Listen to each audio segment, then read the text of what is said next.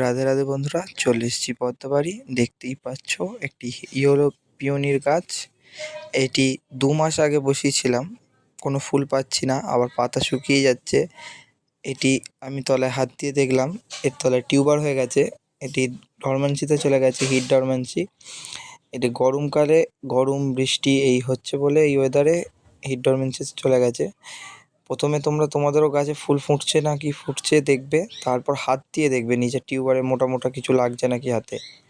দেখাই কত টিউবার হয়েছে, দেখো। প্রথমে পাতাগুলো কেটে নিয়ে তারপর নিচে থেকে তুলে নিতে হবে। উল্টে নিলেই দেখতে পারবে কত টিউবার। দেখো, হাতির দাঁতের মতো বড় বড় টিউবার।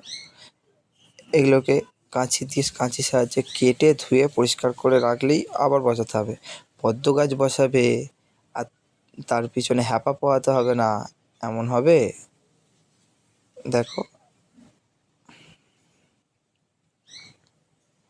এমনভাবে টিউবারের আগা থেকে গোড়া থেকে কেটে নিতে হবে।